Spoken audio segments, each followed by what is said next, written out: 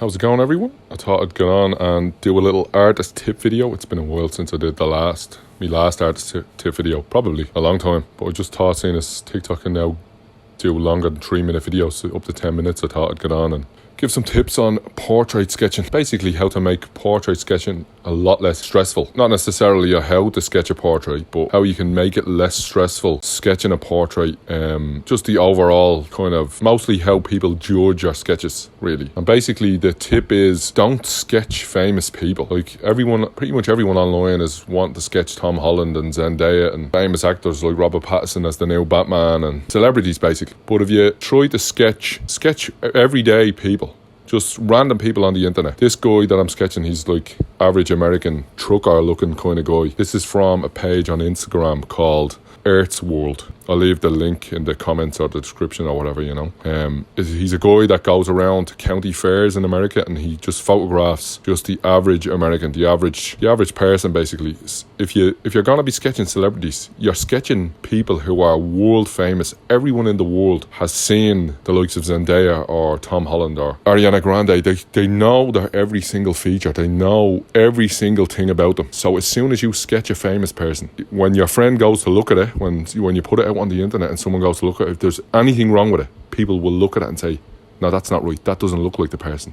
That doesn't look like Ariana Grande or Tom Holland or whoever. Whereas if you sketch someone who's completely unknown, they won't focus on it'll look like a face, it'll look like a person. If you get everything, relatively speaking, okay, it'll take the pressure off of the pressure that you have of sketching a celebrity, of sketching someone who's constantly seen all the time. Like, people are going to see your sketch, and if you do a celebrity, someone famous, it's basically been looked at, it's been analysed by everyone constantly, all the time. They'll know every single detail. Whereas I use this guy's page on Instagram for references, because as I said, the cowboy looking guy on the left, and then this guy, the trucker dude, it's just average guys, all different ages, and they're full of character, you know.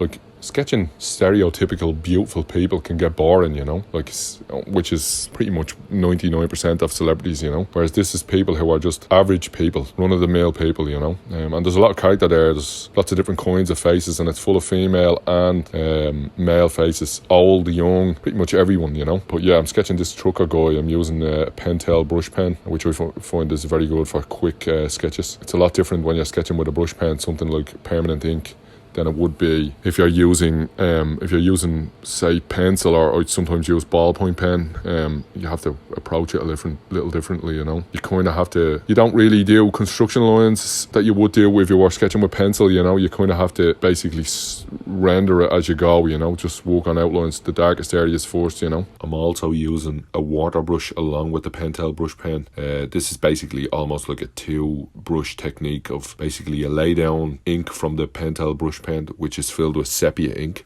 and then go over it while it's still wet with the brush pen, with the water brush pen, and it lets you really quickly lay down value. The more ink that you add, the darker it gets, so you can have a really light wash or add more ink and slowly build up the values. And it also gives it a nice painterly look, like a painting, basically. It's really good for really getting in a painting look and value really quick. As I said, the more ink that you add from the Pentel brush pen, the darker it gets. I'm basically just dipping the water brush pen into the Pentel brush pen and absorbing the ink from the bristles, and then laying it down onto the drawing, just to, as I said, build up value and just make the drawing slowly look more and more realistic. This water brush and Pentel brush pen technique, it does work better if you use a heavyweight paper. Like, the paper that I have here isn't exactly suited to it. Like, realistically you would want a heavyweight paper or watercolor paper would work best for this technique.